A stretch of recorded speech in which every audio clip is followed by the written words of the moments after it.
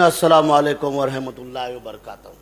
आज या श्री छत्रपती शिवाजी महाराज सभागृहात पुणेकरांनी पुण्याच्या हितासाठी जे सभासद लोकप्रतिनिधी निवडून दिले आणि सर्व लोकप्रतिनिधींनी आज या ठिकाणी बिनविरोध माननीय महापौर आणि माननीय उपमहापौर यांना निवडून दिलं, त्याबद्दल पुणेकरांच्या वतीने आणि विशेषतः माझा प्रभाग क्रमांक 19 कोंडवा खुर्द कौसरबागच्या वतीने आपणास अभिनंदन।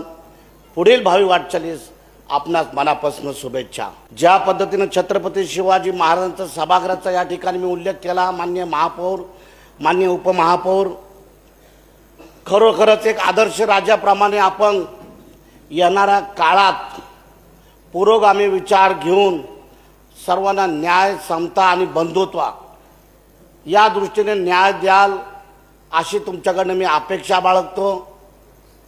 माननीय महापौर, मागच्या वेळेस आपण सभागृहात होतो, महापौर पदावरती आपले मित्र होते, आपण सर्वच एक हट्ट करायचं की आमच्या प्रभागातील काम आम्हाला व्हायला पाहिजे।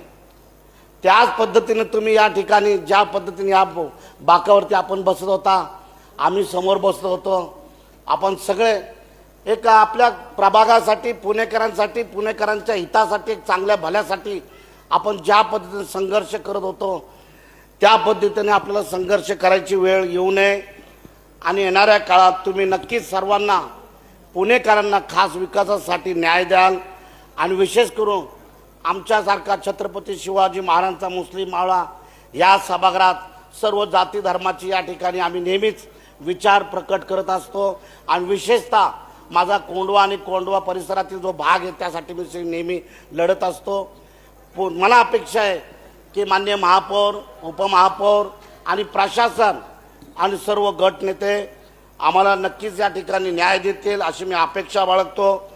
एक आदर्श दादांनी जे आम्हाला विचार घालून दिलेले, जो पायंडा घालून दिलेला आहे, त्या पायंड्यावरती नक्कीच आम्ही 5 वर्ष या सभागृहात अजितदादांचं आम्हाला नेहमी स्मरण राहील, त्या विचाराने आम्ही या सभागृहात नेहमी वावरण्याच्या ठिकाणी आम्ही प्रयत्न करू अशी मी संपूर्ण सभागृहाला ग्वाही देतो। आणि पुन्हा एकदा बिनविरोध ज्या पद्धतीने माननीय अरविंद शिंदे बोलले, खरोखरच त्यांनी त्यांच्या याच्यातनं बऱ्याच काही कल्पना समजणे वाले को इशारा काफी आहे, भरपूर काही ते बोलून गेले आणि त्या बोलण्यात एक अर्थ आहे, त्या अर्थाचा आपण चांगला मतलब जर घेतला तर नक्कीच पुण्याचा विकास होईल अशी मला अपेक्षा वाटते। आणि पुन्हा एकदा मी माननीय महापौर आणि माननीय उपमहापौर यांना मनापासून शुभेच्छा देतो। अभिनंदन। जय हिंद, जय महाराष्ट्र।